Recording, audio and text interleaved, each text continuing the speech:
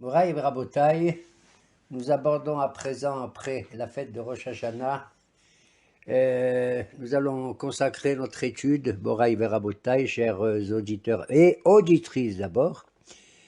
Nous allons dire quelques mots d'abord de la paracha de cette semaine, qui s'appelle Shabbat Tshuva, c'est le Shabbat du repentir, de la pénitence, étant donné qu'on va lire une haftara célèbre, 14e chapitre du prophète Hoshéa, Shuva Israël ad Adonai Elohecha, reviens ô Israël jusqu'à l'Éternel ton Dieu. Comment il faut faire la teshuva? Prenez avec vous des paroles. La seule manière que l'homme il a d'exprimer ce qu'il ressent, c'est avec son cerveau, avec sa bouche. De reconnaître les fautes éventuelles qu'il a pu commettre. Unshalema parim sefatenu. Étant donné qu'on n'a pas le Beth Amikdash actuellement pour faire des korbanot, pour purifier nos erreurs, ok? Eh bien, à la place des animaux que l'on offrait, eh bien, on va utiliser nos lèvres. Il n'y a rien de plus beau, effectivement, que l'homme de lui-même exprime ses regrets de tout ce qu'il a peut-être commis au niveau négatif dans l'existence. Ça me rappelle une histoire qui serait la suivante. Un jour, un roi, il avait un fils ou un serviteur, je ne sais pas exactement, qui a sali la cour du harmon du palais, ou de la cour du roi. Et naturellement, le roi était en colère contre ce personnage. Et brusquement, cet homme-là, ce serviteur, il vient avec un balai, avec une serviette pour nettoyer tout ce qu'il a commis comme saleté à l'intérieur. Tu sais, il a jeté les poubelles, il a fait un tas de ch'touillottes. C'est pas beau. Dans le palais du roi. C'est quoi le palais du roi? Le palais du roi, pour nous, c'est le Olam Hazé. C'est ce monde que Dieu il a créé pour nous. C'est aussi son palais. Baruch Adonai Mimekomo. Que l'Éternel soit béni dans tout son endroit. Et même ici, c'est son endroit aussi. Et au moment où il nettoyait, cet homme, la cour du palais, il se mettait à chanter. J'ai nettoyé la poubelle que j'ai jetée. Il se mit à chanter. J'ai vérité tous les bêtises que j'ai commises. C'est comme si nous, quand on chante Avinu Malkeinu Hatanu Lefanecha, oui, mon Dieu, on a péché contre toi. Dis-moi, c'est normal, quand tu reconnais tes péchés, que tu te mets à chanter. Mamash, si tu vois maintenant la profondeur de cette histoire, elle est extraordinaire. Je chante maintenant parce que tous les bêtises que j'ai fait, je les enlève, je les nettoie. Étant donné que je nettoie tout ça et que je vais redonner au palais de Dieu, c'est-à-dire le monde qui m'entoure, mais le monde intérieur en moi-même aussi, mon gouffre et ma neshama, je les nettoie et j'éprouve une joie pour ça.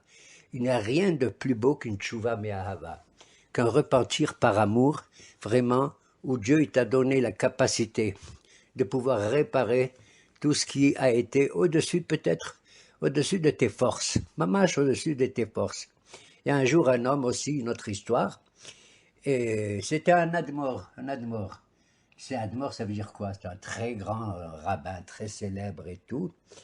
Et il avait un fils qui était un peu atzlan, paresseux dans l'étude de la Torah. Nachon? Et pourtant c'était un admor, lui. Et alors un beau jour, il prend son fils et dit, écoute mon fils, viens maintenant, on va un peu étudier la Torah ensemble. Sache que je suis ton père, mais aussi maintenant je vais être ton moré, ton rave, ton maître. Et ils se mettent à étudier un petit peu, et son fils il commence à s'assoupir, Nirdam, commence à s'endormir un peu, à bâiller comme ça. Qu'est-ce qu'il fait? Il lui donne des coups. Il lui donne des coups. Oui, il lui donne des coups. Et comme ça, il le réveille comme ça, ils continuent à étudier ensemble.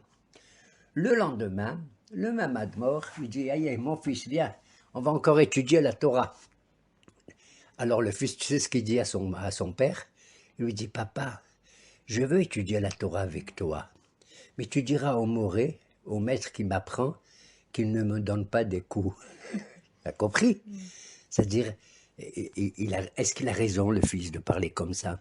Bien sûr qu'il a raison. Surtout que de nos jours, on n'a pas le droit, d'après la loi civile, de frapper quelqu'un comme ça. C'est pas avec des coups. Mamash, c'est pas avec des coups qu'on peut résoudre des problèmes. D'accord? Alors, comme je le disais avant de parler du jour le plus important apparemment de toute l'année, c'est quoi le jour le plus important? C'est Yom HaKippur, Yom HaKippurim. Dire 2 mots de la paracha. Parce que la Torah, elle existe avant toutes les fêtes. Tu as compris? C'est bien de dire ce que faire telle mitzvah à Pessah, on fait le korban Pessah et on mange les galettes, on rejette le hametz. Nachon, à Shavuot on reçoit, on mange des plats au fromage, Nachon. À Sukkot on fait la souka et on prend les arba minim. Et c'est des mitzvot et tout. À Rosh Hashanah, il y a une seule mitzvah, c'est de sonner du chauffard. Mais effectivement, à Kippour, on se demande qu'est-ce qu'il y a à faire. On se demande qu'est-ce qu'il y a à faire à Kippour. Il n'y a pas grand-chose. Il n'y a aucune mitzvah qui est écrite dans Kippour. Aucune mitzvah. La seule chose qui existe, c'est le contraire d'une mitzvah, c'est des restrictions. Te'annu et nafshotechem. Le bon Dieu nous demande de faire quelques supplices en nous. C'est-à-dire de souffrir un peu. C'est étrange quand même de souffrir un peu comme ça, Nachon. Alors, c'est quoi souffrir? Il y a cinq souffrances. Achila ou shtiya. Il ne faut pas manger. Il ne faut pas boire. Naturellement, ici, il s'agit des gens qui sont valides, qui ont de la force. On ne parle pas des enfants, on ne parle pas de ceux qui sont vieux, qui sont malades et tout, bien entendu. Et ceux qui ont pikuach nefesh, bar minan, nachon. On parle de ceux qui sont capables de pouvoir jeûner pendant depuis la veille de Kippour jusqu'au lendemain, d'accord, jusqu'au lendemain soir. Ne pas manger, ne pas boire, ne pas se laver. Si tu te lèves le matin, tu peux juste rincer tes doigts un petit peu, tu comprends? La netila, comme on dit. Sikha, se mettre des parfums de tout genre. Même les femmes qui veulent mettre des bijoux, elles n'ont pas le droit de mettre des bijoux en or. Elles peuvent mettre des bijoux en argent ou d'une autre qualité, ok? Mais c'est d'air. Et aussi à l'interdiction de l'accouplement, c'est-à-dire de la relation conjugale entre un mari et sa femme. Voilà les cinq supplices que nous devons avoir à faire. Maintenant, que représente cette fête de Kippour au nom de la Torah? Je n'en sais rien. Quand je dis je n'en sais rien, c'est vrai. J'ai qu'à étudier la paracha d'Aharemot là-bas, après la mort des 2 enfants d'Aharon, Nadab et Avihu. Le bon Dieu là-bas, il a dit voilà, qu'est-ce que vous allez faire? Eh bien, un seul homme, il rentre dans le Kodesh HaKodashim. C'est tout. Qu'est-ce qu'il fait? Eh bien, il va faire un certain nombre de choses. Il va faire de l'encens, du ketoret, il va rentrer dans le Kodesh HaKodashim, il va offrir tel et tel animal. Nachon? Il va faire un tas de choses, mais le problème, il est qu'il est tout seul. Nachon? Habituellement, quand il y a des fêtes de ce genre, le peuple, le Kahal, il est présent dans la cour du Beth Amikdash et il voit ce qui se passe. Et les Lévites, ils se mettent à chanter, à jouer de la musique et tout. Ce qui est étrange dans ce Yom Kippourim, c'est que le Kohen Gadol, seul le Kohen Gadol, a le droit d'entrer une seule fois par an. Tu sais qu'à l'époque de Moshe Rabbeinu, il rentrait quand il voulait.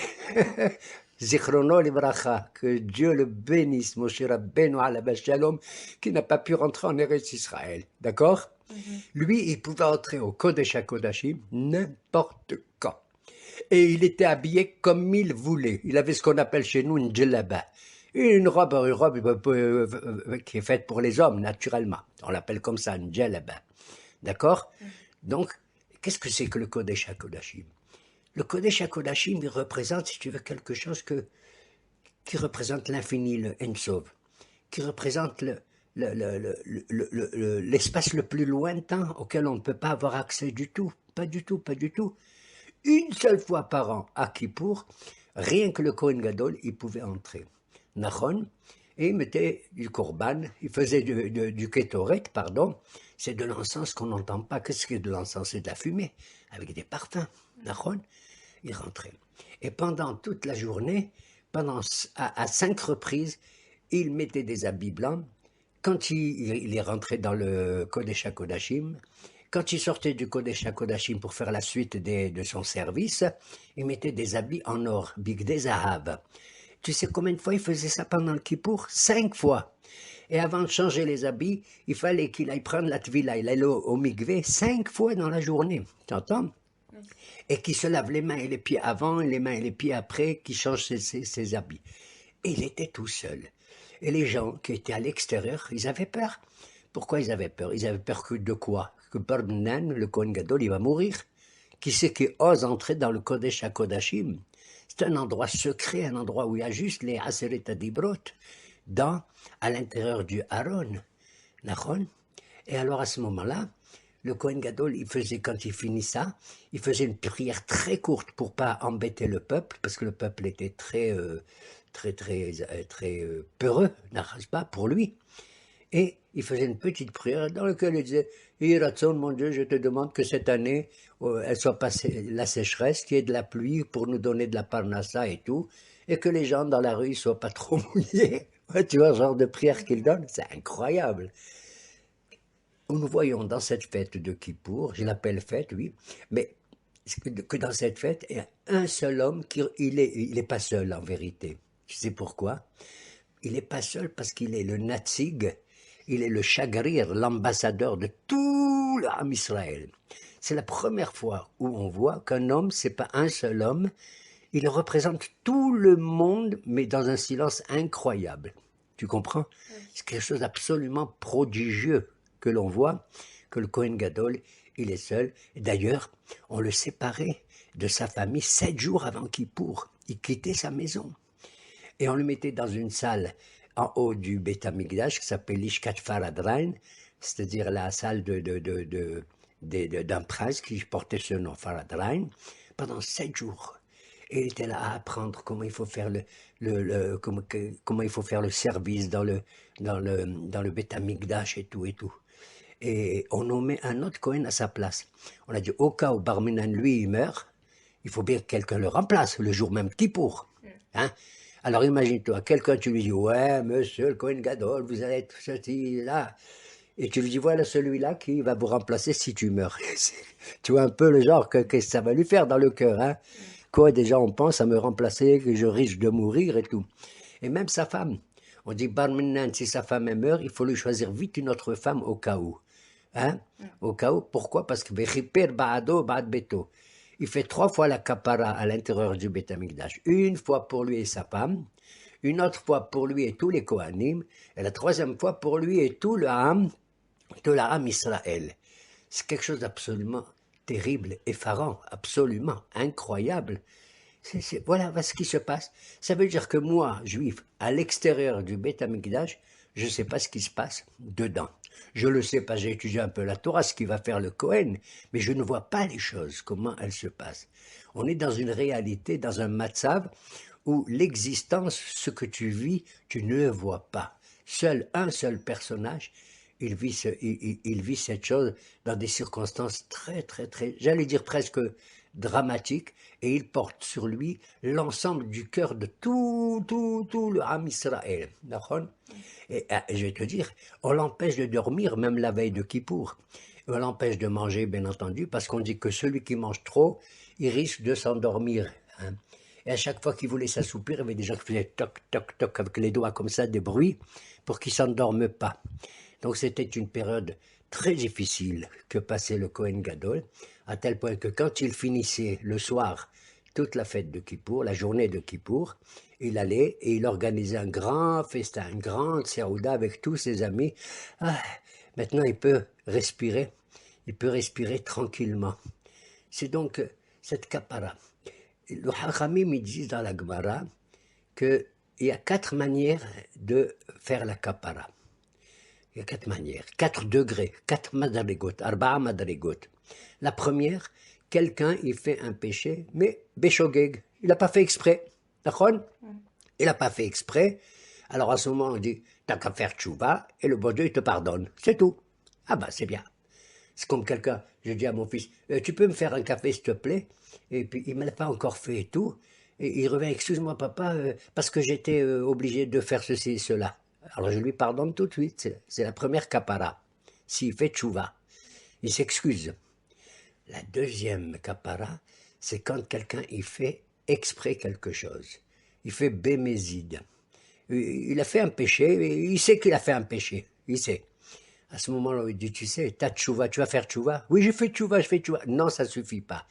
La tchouva que tu vas faire, il faut attendre le Yom Kippourim, où tu vas à la synagogue et tout, pour que tu obtiennes le pardon du bon Dieu. Donc il faut la teshuva plus kippour. Nachon? Si je fais un péché, bémézid, volontairement. Le troisième péché, c'est quand j'ai fait une rébellion. Ani mored, kiviachol batora. Je fais le péché, pas seulement je fais exprès, bémézid, comme tout à l'heure, mais en plus, rien que pour montrer que c'est moi qui dirige les choses. Je n'écoute pas les lois et les halachot et les mitzvot de la Torah. C'est que je suis contre Akadosh Baruch Hu. Ça s'appelle Mérida. Ça s'appelle en hébreu un pécha. Voilà pourquoi à Kippour, on fait le vidouille. C'est quoi le vidouille? Hatati, aviti, peshati. Il y a le het, c'est le péché involontaire, beshogeg. Hatati, het, avon, c'est le péché volontaire, nachon. Et peshati, pécha, pas seulement je fais un péché volontaire, mais je montre que je veux me mettre, aller contre la loi de la Torah, contre la parole de Akadosh Baruch Hu. D'accord? Alors à ce moment-là, la teshuva, il faut faire. Deuxièmement, Kippour, il arrive, mais je ne suis pas pardonné quand je fais un pécha. Par quoi je vais être pardonné? Barmenen, je vais avoir des yissourines, des épreuves.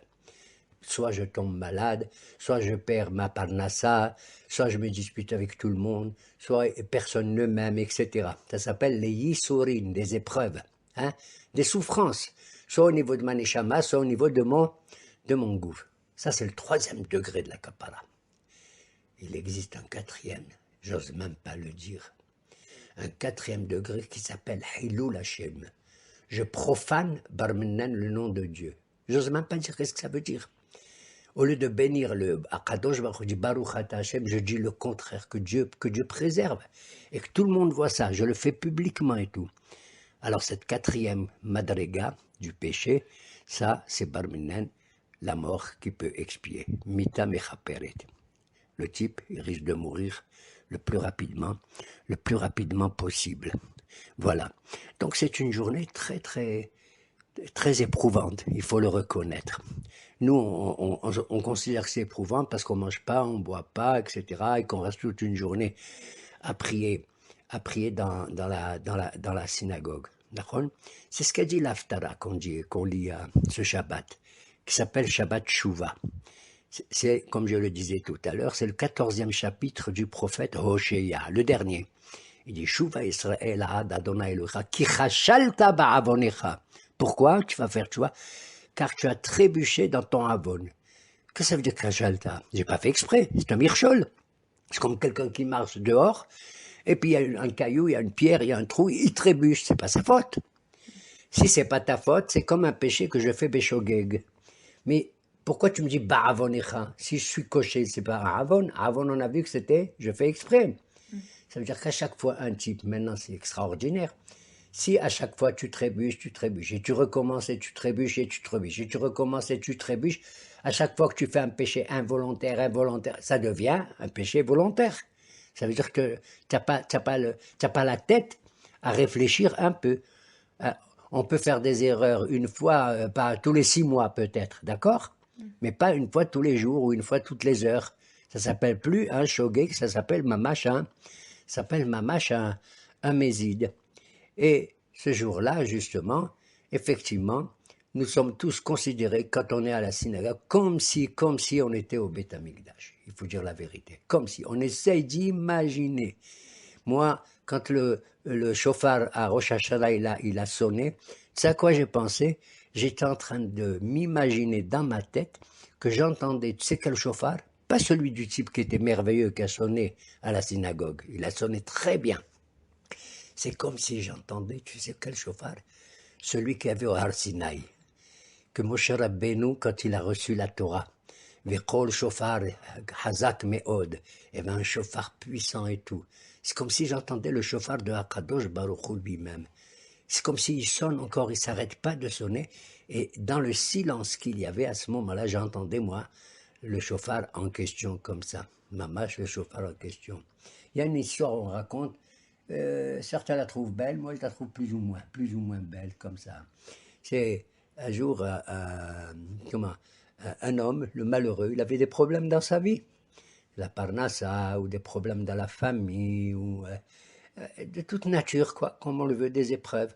Il est allé voir un Rav. Il lui a dit, Rav, s'il te plaît, donne-moi des brachot. Donne-moi des brachot parce que j'en ai marre, je souffre énormément. Il lui a dit, qu'est-ce que tu as? Il dit, voilà, j'ai un problème de parnassa. Il fait que Dieu il te bénisse et il te donne la parnassa. J'ai des problèmes dans la famille. Que Dieu il facilite qu'il y ait le shalom dans ta famille. J'ai des problèmes de santé. Il dit que Dieu il te donne la réfoua chez les mains. Voilà comment il répondait le Rav. Voilà. Cet homme, il est arrivé voir le Rav, il pleurait et tout. Il a reçu les brachot, il est ressorti, il était très content. Nachon? Waouh, j'ai reçu un tas de brachot et tous les gens disent, oui, qu'est-ce qu'il est? Il est rentré en pleurant, il ressort en souriant. Celui-là maintenant tout heureux. Et il commence à sortir de la maison du Rav. Brusquement, le chamash du Rav, celui qui aide le Rav, il a couru derrière lui. Monsieur, revenez, revenez. Il a dit, qu'est-ce qu'il y a? Il a dit, le Rav, il veut vous parler encore. Ah bon, mais ça y est. Il lui dit, non, il veut vous parler. Il retourne voir le Rav. Qu'est-ce qu'il rentre dans la chambre du Rav? Qu'est-ce qu'il voit? Le Rav en train de pleurer, cette fois-ci. Le Rav, il pleure. Et il dit, Rabbi, ma Corée, qu'est-ce qu'il y a? Vous pleurez? Il a dit, je pleure moi parce que ce matin, j'ai pas pu faire le korban de Shahrit qu'on a l'habitude de faire au Beth Amikdash, puisqu'il n'y a pas le Beth Amikdash. Tu as vu la différence entre les deux? Un, il pleure pour la parnassa et tout, et l'autre, il pleure parce qu'il n'y a pas le Beth Amikdash et qu'il n'a pas fait le korban du Shahrit du matin. Nachon. Elle est belle, cette histoire? Oui, elle est belle? Eh bien, je dis oui d'un côté parce que je ne veux pas m'opposer, mais d'un autre côté, je vais te dire, ça me gêne un peu cette histoire. Maman, ça me gêne. Pourquoi ça me gêne? Parce que chacun, il a le droit d'éprouver ses souffrances comme il le ressent. Et que si je suis dans ce monde, c'est pour que Dieu me donne et la parnassa et la santé et tout cela. La preuve, c'est dans la Hamida, on demande tout ça, Refaenu Adonai Rafé. La preuve qu'on demande dans toutes nos prières à Kadosh Baruch Hu de nous accorder la paix, de nous accorder tout cela. Besséter. Maintenant, toi, le rabbin qui te m'a pleuré, tu as raison. Tu ressens le manque du Beth Amikdash. Moi, je vais te dire, Besséder. Maintenant, on l'a pas, le Beth Amikdash, depuis 2000 ans. Et je l'ai dit, un shalema parim sefatenu. On n'a pas les animaux pour faire les corbanotes. On a nos lèvres maintenant. Alors ça suffit. Rachid, dans la Gemara, qui s'appelle la Gemara de Souka, il raconte que le troisième Beth Amikdash, tu sais qui c'est qui va le construire? Il va descendre du ciel. Nachon, tout près. Comme ça, il dit Rachid, et d'autres aussi comme lui. Nachon. Eh bien, moi, je prie pour qu'Hachem il fasse descendre. Qu'Akadosh Baruch Hu fasse descendre le Beth Amikdash sur terre, et puis ça y est, on est tranquille. Nachon. On fera ce qu'il faudra faire. Pendant 2000 ans, moi où j'ai vécu, et toi où tu as vécu, l'autre où il a vécu et tout, on était dans des galiotes et tout. Baruch Hashem, qu'on a, malgré les difficultés, maintenu notre Torah et nos mitzvot, chacun à sa manière et avec ses possibilités. Pour conclure, je vais te dire, il y a un passage à Kippour que je trouve merveilleux. C'est l'après-midi. À Minha, on fait une haftara encore. Et on lit un livre du Tanakh que je trouve très beau et incroyable mais vrai. Tu sais lequel? On lit le livre d'un prophète qui s'appelle Yona. Yona, ça veut dire ma colombe, pigeon, colombe. Il s'appelle comme ça. D'ailleurs, je vais te dire que cet homme-là, il est né d'une femme qui était akara, totalement stérile, et qu'un navi comme Elisha, il lui a promis qu'elle aura un bébé, et ce bébé, il s'appelait Yona. C'est lui. Et il est devenu prophète. Qu'est-ce que ça veut dire il est devenu prophète? Il est devenu quelqu'un que Dieu il lui parle. Et à Kadosh Baruch Hu, il parle à cet homme qui s'appelle Yona, et il n'y a que 4 chapitres à lire. Lisez-le en hébreu, en français, peu importe. C'est le plus important de tout Kippour pour moi. Il lui dit, Yona. Oui, j'y vais Hachem, oui. Il lui dit, écoute, je vais t'envoyer. Tu vas parler. Tu vas aller en Assyrie, c'est un pays chez les Goyim, loin, hein, au nord. Dans la ville de Ninive, qui est une grande capitale, une grande ville, tu vas aller là-bas et tu vas leur dire 5 mots, pas plus. Od arba'im yom veninve nehepachet. Tu vas aller leur dire à tous, dans 40 jours, Ninive sera détruite. Foutu. Maintenant, lui, il se dit, je comprends pas. Si je suis prophète, c'est pour parler à qui? À Béné Israël. Comme tout le monde.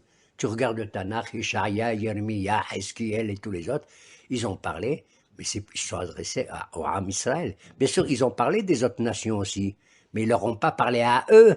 Ils ont parlé de l'Égypte, ils ont parlé de Ammon, ils ont parlé de Moab, ils ont parlé de Hachor et tout. Mais pour annoncer, pas à eux, jamais ils ont été envoyés là-bas. Depuis quand, toi, Kadosh Baruch Hu, tu prends un homme comme Yona et tu lui dis d'aller parler dans un pays étranger? Depuis quand la parole de Dieu s'adresse aux pays étrangers? Depuis quand? Qu'est-ce qu'il a fait, Yona? Il a accepté? Non. Il a dit non. Quoi? Il a dit non, je ne vais pas. Parce que si je vais, moi, chez les Goyim, à Ninive, là-bas, et que je leur dis que leur ville va être détruite, et s'ils font tchouva, c'est la honte pour nous les Juifs, tu as compris? Ça veut dire que moi, Yona, je sais que Heskiel, Yeshayahu, Yirmiyahu, Nahum, Yoel, tous les Nevi'im que tu as envoyés, qu'ils ont parlé aux Juifs pour améliorer leurs conditions, et qui vivent de manière, selon la moralité et la loi de Dieu, ils ont pas toujours écouté. Ils n'ont pas écouté. Et si je vais maintenant voir des goyim, tu sais, et s'ils font tchouva, c'est la honte pour nous. Tu as compris? C'est la honte. Il a dit, je veux pas. Qu'est-ce qu'il a fait? Il est allé à la ville de Yafo, tu sais, là-bas, au nord de Tel Aviv, à côté de Haïfa. Il a attendu un bateau est arrivé, il a voulu monter dedans pour se sauver. Pourquoi il veut se sauver? Parce qu'il s'est dit, si je vais me sauver ailleurs, en dehors d'Eretz Israël, Kadosh Baruch Hu, il va pas me parler, il peut pas me parler, il n'y a pas de prophétie là-bas. Je m'en vais, je veux pas écouter Hasve Shalom, le bon Dieu, qui me demande de faire une chose pareille, qui va être la honte des Juifs, la honte. Le bateau arrive, et il veut monter, et le capitaine lui dit, monsieur, excusez-nous, on est déjà plein et tout. Il a dit, écoutez, moi je suis prêt à vous payer tous les billets de tous les passagers. T'entends? Pas seulement mon billet à moi. C'est combien il a payé, d'après le Hachamim? 4000 dinars de Zahav. 4000 dinars, c'est la monnaie de l'époque, hein, énorme, en or. C'est comme si je te dis 4 millions, voilà. Voilà. Il a payé 4 millions pour se sauver.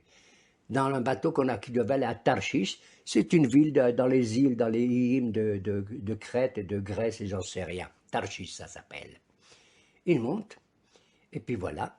Et brusquement, le bateau s'en va. Et au milieu de la mer, il y a une tempête, un hurricane, comme on dit en hébreu, en anglais.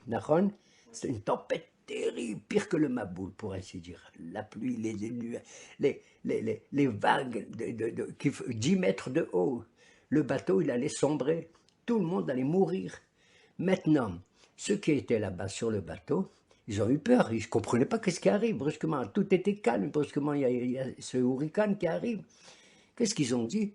Ils ont dit, on va jeter tout ce qui est lourd dans le bateau, comme ça, le bateau, il peut se maintenir. Ils ont jeté leurs valises et tous les objets lourds et tout. Ils ont vu que ça continuait. Ils ont dit, alors, écoute, ils se sont mis à prier. Ils se sont mis à prier le bon Dieu. Mon Dieu, mon Dieu, mon Dieu, qu'est-ce que c'est ça? Ils se sont mis à faire des corbanotes aussi. Des goyim, des marins, des malachim, comme on dit en hébreu. Ils se sont mis à prier et tout. Rien du tout. Qu'est-ce qu'ils ont fait? Ils ont dit, c'est pas possible. C'est à cause de quelqu'un d'entre nous que le bon Dieu, il a envoyé ça. Il y a quelqu'un qui a fait un péché. Regarde comment, ces gens-là. Et il dit, ouais, mais attendez, il y a un passager, il est en bas du bateau, il dort. Ils vont voir qui c'est. C'est Yona. Yona qui est en train de dormir tranquille. Il n'était pas perturbé du tout par la tempête, Nachon. Hein? Il est tranquille. Le capitaine le réveille, il dit, monsieur, excusez-nous, qui êtes-vous? Qui êtes-vous? Il lui a dit, je suis un Hébreu. Mais d'où vous venez? Ben, je viens d'Eretz Israël. Et pourquoi vous êtes là? Je me sauve. Je vous sauve de quoi? Il a dit, on a tiré au sort le capitaine. On a tiré au sort pour savoir qui était le coupable de toute cette tempête ici dans notre bateau. Et le Goral, le sort, il est tombé sur vous, monsieur. Il leur dit oui, probablement à cause de moi, parce que j'ai rebellé la voix de Dieu. Je me suis sauvé. Qu'Ilou, je me sauve du bon Dieu. Comme si le bon Dieu, on peut se sauver de lui. Tu comprends? Est-ce qu'on peut se sauver d'Akadosh Baruch Hu? On ne peut pas. Mais le Kolar Skebodo, il est partout dans toute la terre, tout ça. Il raconte l'histoire comme ça, aussi, d'un... Comment il s'appelle? J'ai oublié l'histoire, elle me reviendra. Ah oui, de quelqu'un qui a commis un péché avec un Cohen, comme ça. Il lui a fait du mal. Qu'est-ce qu'il a fait? Il s'est sauvé, ce quelqu'un. Il est allé où? Dans un cimetière. Pourquoi? Il a dit, c'est là-bas que je suis le plus protégé. Pourquoi? Parce que le Cohen, il n'a pas le droit d'entrer dans dans le cimetière, sinon il devient tamé. Il a dit, je suis tranquille, j'ai enquiquiné, j'ai fait tout le mal que je veux à ce Cohen, tout ça. Maintenant, le Cohen lui a dit, t'inquiète pas, moi je peux pas entrer, mais je peux envoyer mon rêve de mon serviteur, il est pas Cohen, et il va te donner une tréha, il va te donner une bonne tannée, tu vas voir. Tu as compris? C'est pareil, c'est un machal, qui veut dire, toi, Yona, tu veux te sauver du bon Dieu, mais le bon Dieu, lui, il peut envoyer des shlichim. C'est quoi le shaliat de Kadosh Baruch Hu? C'est la tempête. Tu as compris? Finalement, les marins, qu'est-ce qu'ils font? Ils veulent pas le jeter de la mer. Ils disent, jetez-moi. Il voulait se suicider, Yona. Jetez-moi. Il était prêt à mourir pour pas que les autres, les goyim, ils fassent tchouva, et ça serait la honte des juifs. Nahon? Jetez-moi dans la mer. Saoun, portez-moi, jetez-moi. Ils ont essayé de le jeter, ils l'ont tenu, ses jambes étaient dans la mer, la tempête s'est calmée. Ils ont dit, ah, ils l'ont repris. Il leur a dit, non, rejetez de mon corps. Et à chaque fois, la tempête est reprenée et ils l'ont jeté finalement. Il est tombé, il a été avalé par quoi? Par une baleine. L'histoire est connue. Comment, je n'en sais rien. C'est ce que Tanakh raconte. Il a été avalé par un poisson géant énorme. Pendant 3 jours, il est resté dans le ventre de ce énorme poisson. Il n'a pas ouvert un mot. Le bon Dieu l'a vu ça, il dit, c'est pas vrai. Il est prêt à mourir. Il n'ouvre pas sa bouche, il dit rien du tout. La baleine, c'est un poisson qui était zahar, qui était masculin. Il a rejeté, il a été avalé par un autre poisson, mais féminin, une femme poisson, d'accord? Et là-bas, waouh, c'était terrible, c'était plus dur. Tu sais pourquoi? Parce que dans le ventre de la femme poisson, du poisson féminin, il y a des millions d'œufs, tu sais, c'est des œufs à l'intérieur. Et l'odeur, elle était terrible. Et c'est à ce moment-là que Jonas m'a prié le bon Dieu. Il a dit, je me trouve Beten Sheol, dans le ventre du Gehinam, de l'enfer et tout. C'est impossible. Et maintenant, moi, mon Dieu, de là où je suis, ce que je vois, je rêve d'Eretz Israël, je rêve du Beth Amikdash, et je rêve de toi et tout, et tout, et tout. Quand il a vu que ça, il a fait sa prière, le bon Dieu, la baleine, elle a rejeté, et il est se retrouvé au bord de la plage. Il n'était plus dans la mer. Et il va vers Ninive. Il va vers Ninive, selon la loi de Dieu, l'ordre de Dieu, pour parler. C'était une grande ville, et il va là-bas, et il leur dit les 5 mots que je te dis. Od arba'im yom, veninve nehepachet. Dans 40 jours, c'est foutu, Ninive. Les gens, c'est le goyim. Ils ont entendu ça. Qui c'est qui parle? C'est vous, c'est un type, c'est un prophète d'Israël. Quoi? Un prophète d'Israël? Mais il dit la vérité. Ils tremblaient tous. Ils ont raconté au roi de Ninive. Le roi, il a dit, quoi? C'est un navi qui est ça? Ce type là-bas? Oui. Il a dit ça et ça, majesté.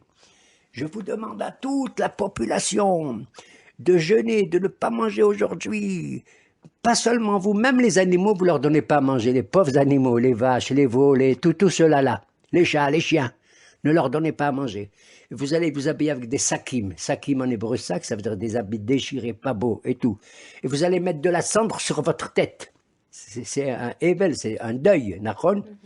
Et vous allez implorer le bon Dieu. Comme ça, il leur a dit, le roi. Et lui-même, le roi, il a fait ça. Tu vois un roi incroyable qui s'assoit par terre avec de la cendre et tout et qui prie le bon Dieu. Et on a, il voit ça. Tu crois qu'il se dit, tiens, ils ont fait tchouva. Je vais te dire, aussi bien ces hommes-là, ces goyim de Ninive, que les marins qui étaient dans le bateau, tu sais comment je les appelle? Des tzadikim, des hassidé ou motaolam. Moi, je suis heureux d'entendre une telle histoire, de voir que même les goyim, et surtout ces goyim-là, ils écoutent la voix d'un prophète une fois dans leur vie. Et tu sais combien il a parlé? Il a dit 5 mots, nachon, pas plus. Il n'a pas répété ni 1000 fois, ni 10 000 fois, comme les prophètes qui ont parlé en Israël. Ils ont écouté, tu te rends compte? Yona, il voit ça, il devient dingue. Il dit, tu vois, j'étais sûr qu'ils allaient faire. Ils ont fait tchouva. Akash Baruch Hu lui dit, tu vois, C'est pas seulement qu'ils portent des sacs et qu'ils mettent de la cendre dans leur tête. Ani ra'aytit ma'asehim. C'est vrai. Pourquoi je t'ai envoyé pour leur dire ça, que leur ville risque d'être détruite? C'est parce que c'était des voleurs. Ils commettaient des crimes, ils commettaient des choses affreuses et tout.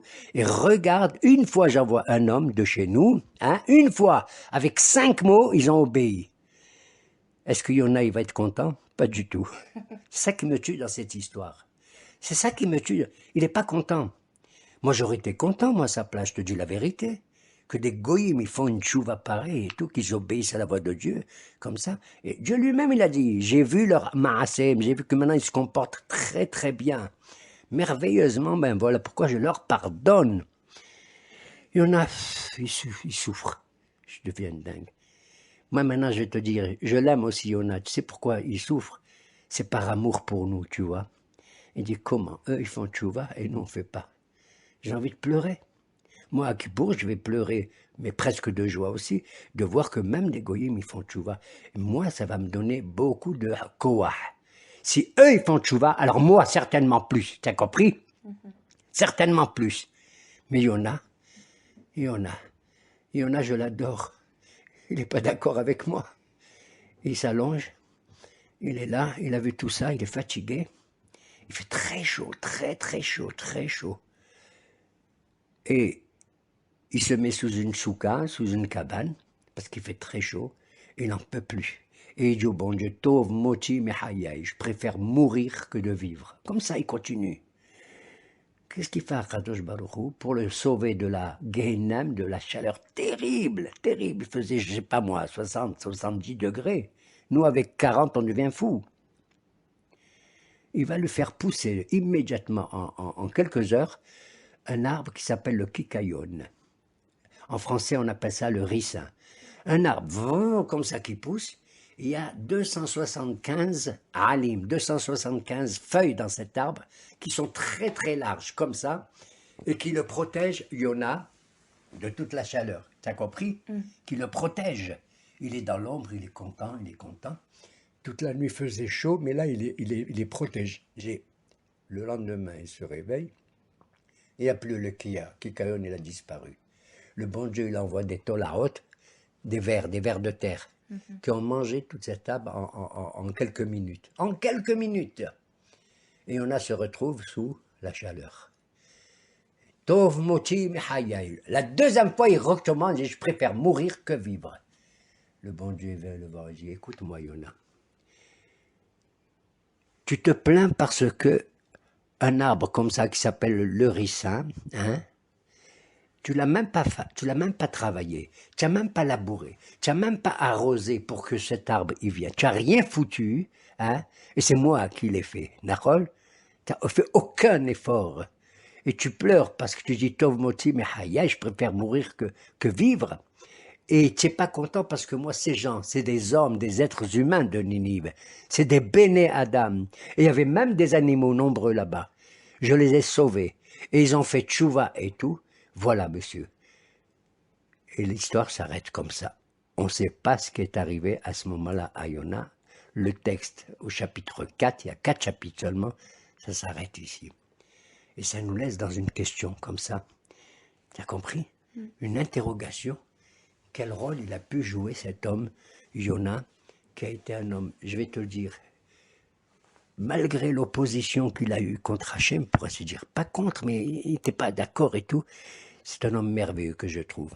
Et je trouve que c'est merveilleux qu'on lise ça, toi, l'après-midi de Yom Kippourim, pour montrer comme ça que Yehi Ratzon, il adviendra un temps où véritablement toutes les nations du monde, elles apprendront que nous avons chez nous des Nevi'im de ce genre qui veulent bien sûr le bien d'Israël, mais qui devraient aussi avoir le bien de toutes les nations qu'a Mamash dans le monde.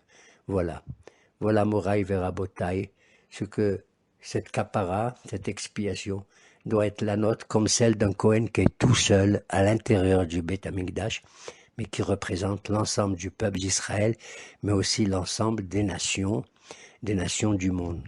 Comme ils ont dit, il arrivera le temps où beaucoup des Mishpachot Adama, des familles de la terre, ils viendront ici à Yerushalayim pour fêter l'Éternel et on retrouvera le Shalom Bechol Haolam. Amen ve Amen.